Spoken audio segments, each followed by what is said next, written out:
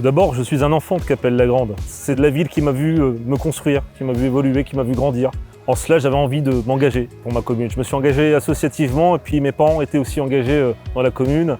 Et puis la vocation aussi de participer à la construction de l'avenir de ma commune. Voilà, tout simplement, et la faire évoluer. Et quand je me suis présenté, quand j'ai été élu, j'ai dit aussi à la population que je souhaitais faire rayonner cette ville dans tous les sens du terme. Et c'est ce que j'essaye de faire avec mon équipe municipale depuis maintenant 3 ans.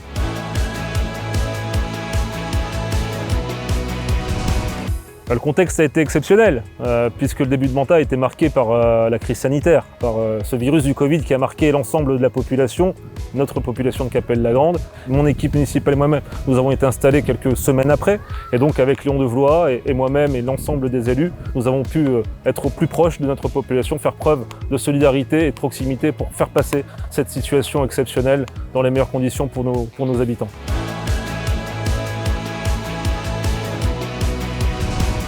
Vous êtes dans l'un des projets que nous avons réalisés durant ce mandat, puisqu'en juin dernier, nous avons inauguré le parc Marius Rubens. Vous voyez les enfants qui sont autour de moi. On est très heureux en tout cas d'offrir à la population du plus petit jusqu'au plus ancien ce merveilleux parc où on retrouve toutes les fonctionnalités possibles. Le pêcheur, le lecteur, celui qui a envie de s'y balader, celui qui a envie de se reposer, celui qui a envie de se détendre, se promener ou de faire du sport tout simplement ou jouer. Il y a aussi l'aménagement des cantines scolaires. Effectivement, c'était l'une des actions que nous souhaitions mener avec la municipalité parce que ça faisait des dizaines d'années que les enfants allaient au Palais des Arts. Ils étaient plus de 350 à manger dans un self-service. Et là, on leur offre le confort, c'est-à-dire un aménagement plus confortable dans leur environnement scolaire, dans leur école pour pouvoir déjeuner le midi, donc prendre le temps de la pause méridienne, plus accessible parce que selon les quotients familiaux de 1 €, 1,70 €, je rappelle quand même que pour la collectivité, le prix du repas est de 12 €, et puis plus qualitatif parce qu'on a souhaité aller au bout de la démarche pour permettre à nos jeunes de pouvoir manger un meilleur repas avec la charte du manger local, avec un prestataire aujourd'hui qui favorise les circuits courts et les produits locaux.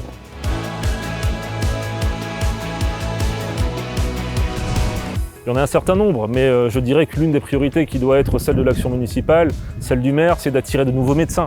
Alors, on est sur un contexte qui est national, puisque c'est un problème démographique aujourd'hui. Il y a de moins en moins de médecins généralistes, il y en a de moins en moins sur l'agglomération dunkerquoise. Nous avons eu la malchance à Capelle-la-Grande d'en avoir beaucoup moins, parce qu'ils sont partis tous en retraite en même temps. Donc il y a cette volonté chez nous de se battre, puis améliorer le cadre de vie aussi, et les aménagements de notre ville, et puis permettre à la population de vivre ensemble tout simplement, de se retrouver les uns avec les autres. Ça fait partie de notre ADN, et d'avoir aussi ce développement de la vie associative qui permet à la population de pouvoir continuer cette convivialité, cette chaleur humaine qui fait en tout cas notre ADN.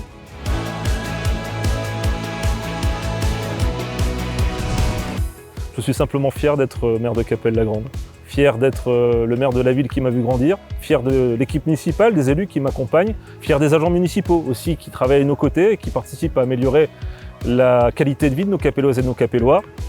Et puis je suis fier du dévouement, de l'engagement, du cœur des Capelloises et des Capellois parce qu'ils sont des hommes et des femmes extraordinaires et qui participent en tout cas toujours activement à la vie et au vivre ensemble de notre commune. C'est une vitalité, ils sont tous attachants et je les remercie d'être là tous les jours pour me soutenir et nous soutenir.